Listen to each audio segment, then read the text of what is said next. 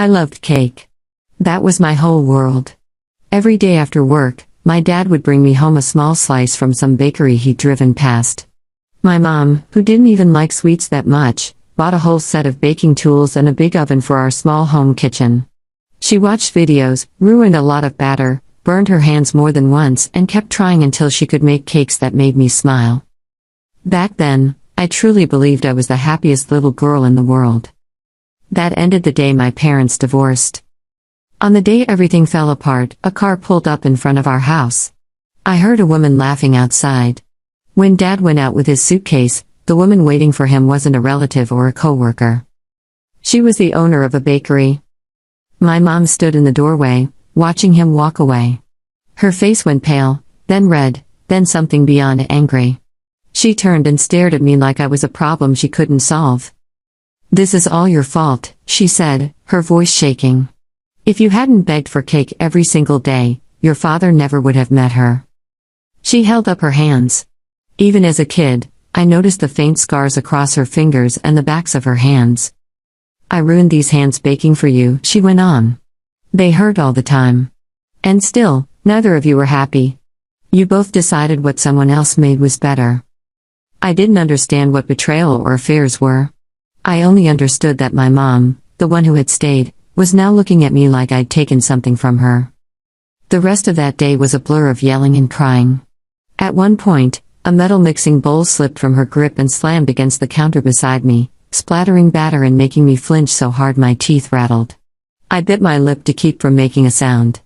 I thought if I stayed quiet, if I didn't upset her more, maybe she'd calm down.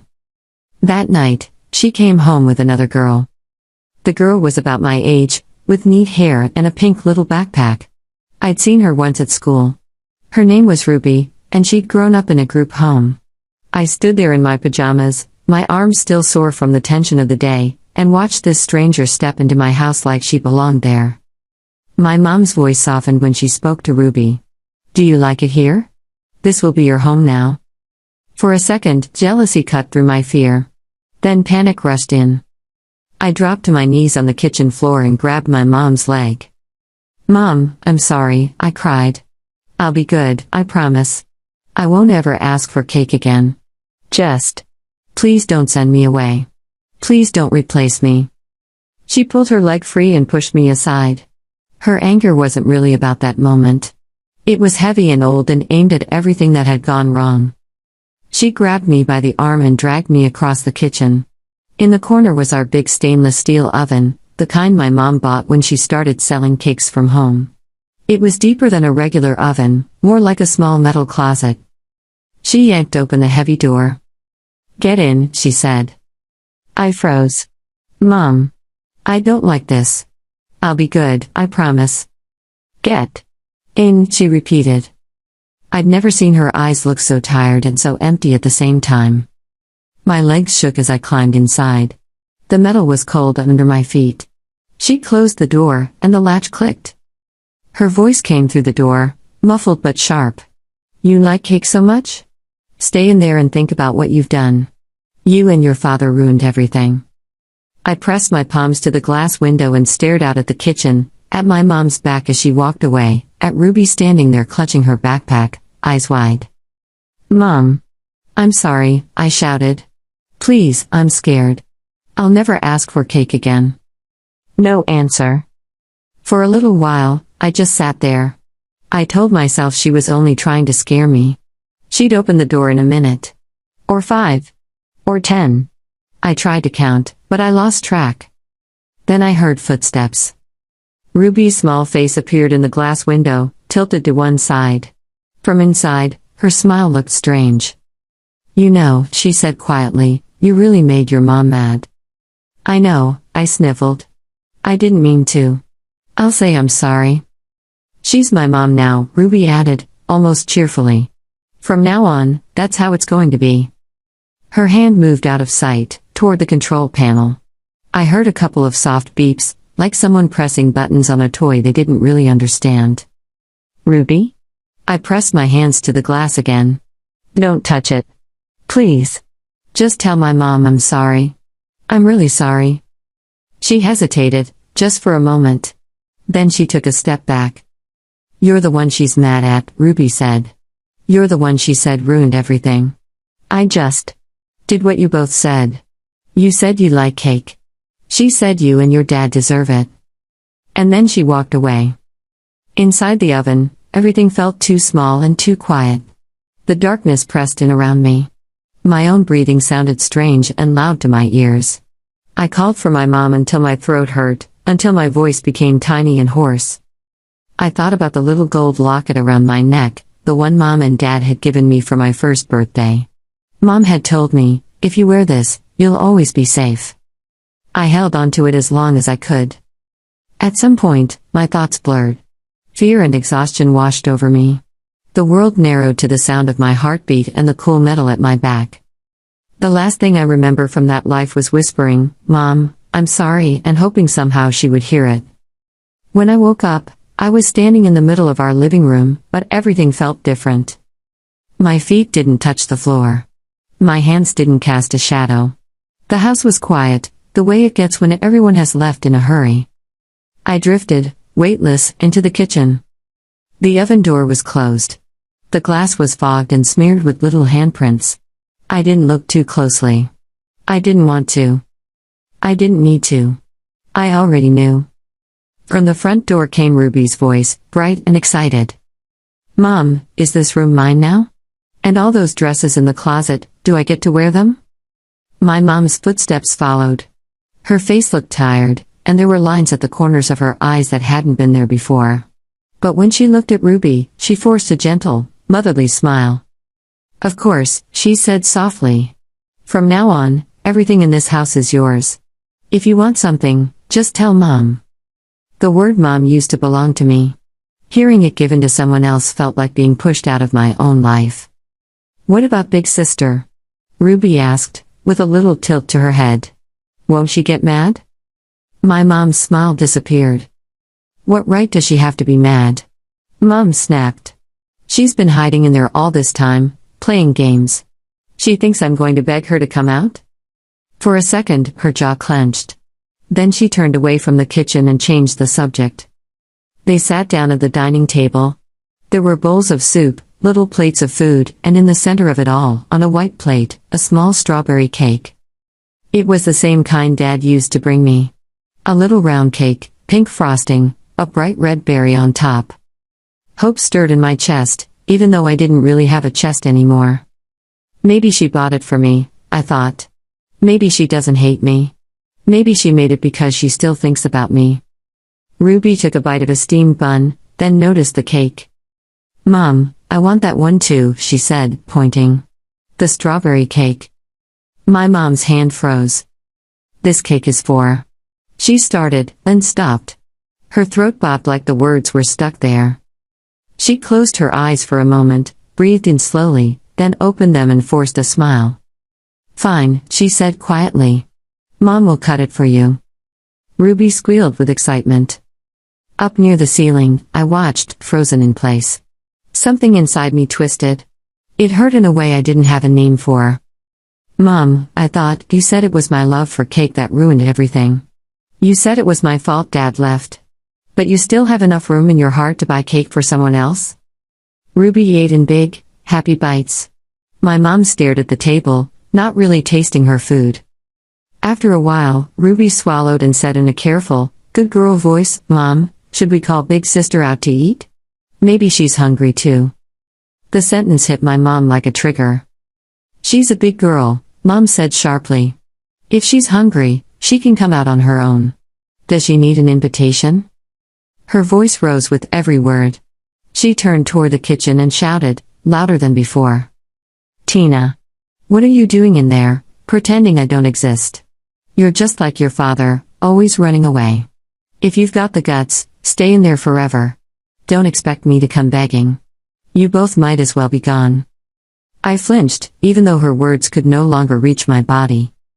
I wanted to shout back, "Mom, I already am gone," but my voice drifted uselessly in the empty air. Her whole body shook.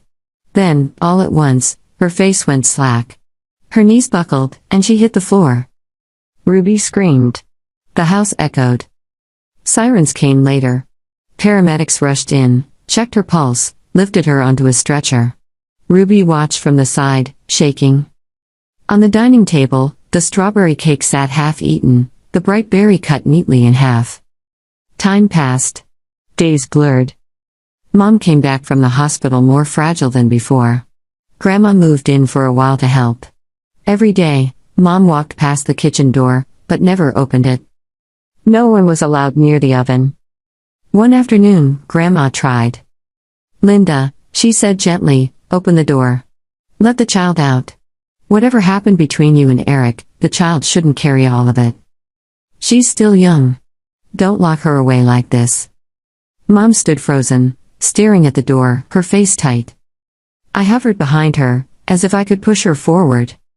"Mom," I thought, "I can't come out anymore. But I wish you'd open it. I wish you'd see the truth, even if it hurts." Grandma sighed, stepped past my mom, and wrapped her hand around the knob. "Sweetheart," she called into the kitchen, "it's Grandma. Come on out. I'm here. No one's mad at you." Silence. She slowly turned the handle and pushed the door open.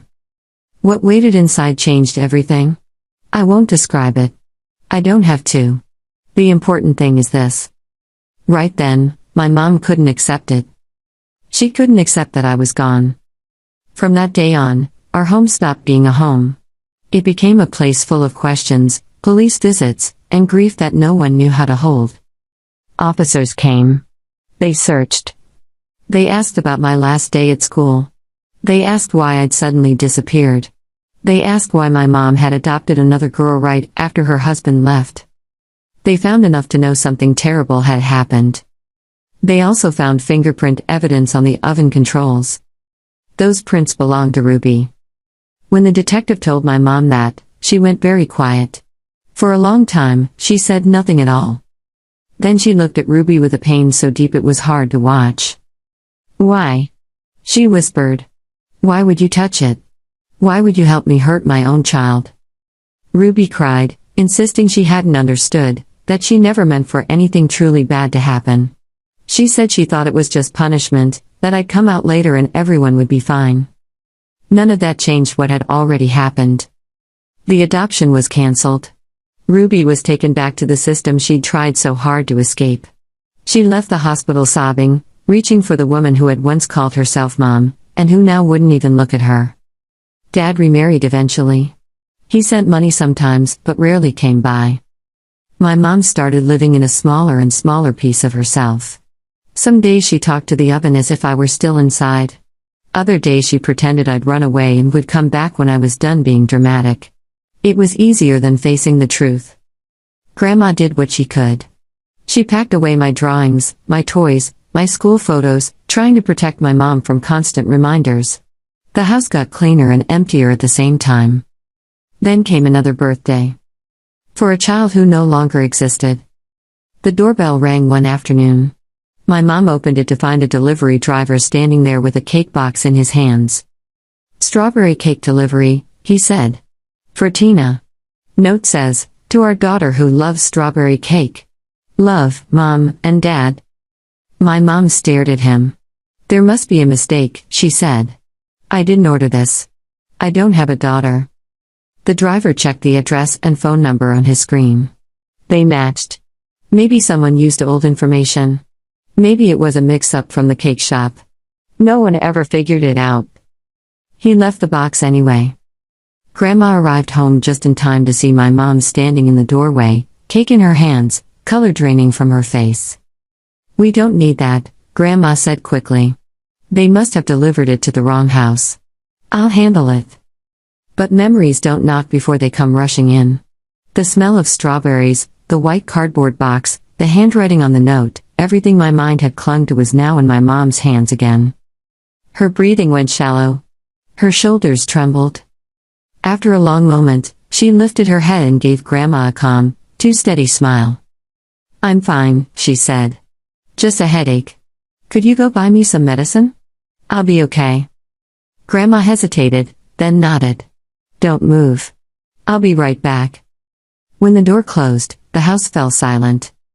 My mom stood there for a moment, then carried the cake into the kitchen.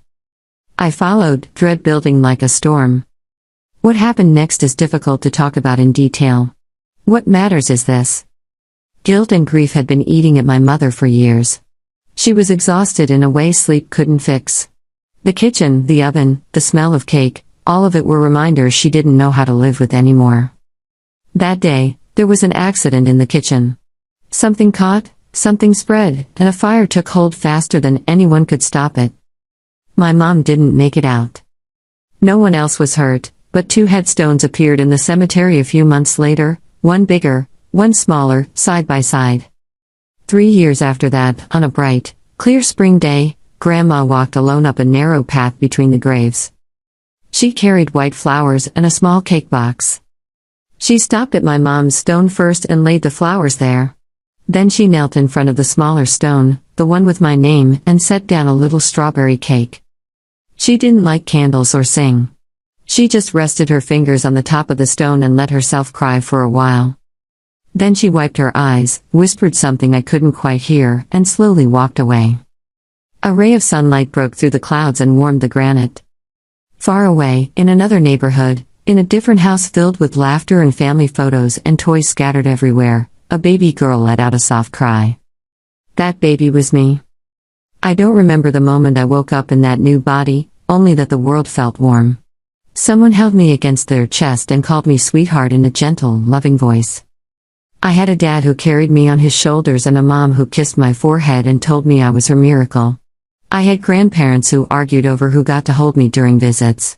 I had a crib by a sunny window and a closet full of tiny clothes. On my first birthday in that life, they brought out a small cake.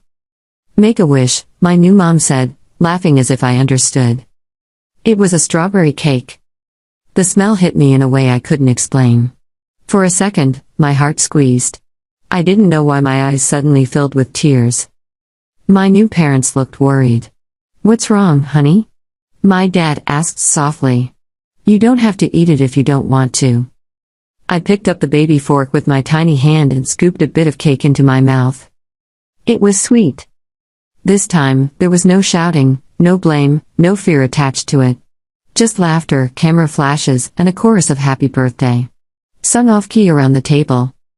I didn't know who I had been. I didn't remember my first mom's face clearly, or the kitchen, or the long, heavy silence behind a metal door. But somewhere deep inside, a small part of me hoped that, wherever she was now, whatever form she had taken, she had finally found a place where guilt had loosened its grip. Where she could look at a strawberry cake and feel something gentle instead of something sharp. And as I sat there in my new high chair, smearing frosting on my cheeks while my family laughed, I knew one thing for sure. In this life, I was loved. And for the first time, that was enough.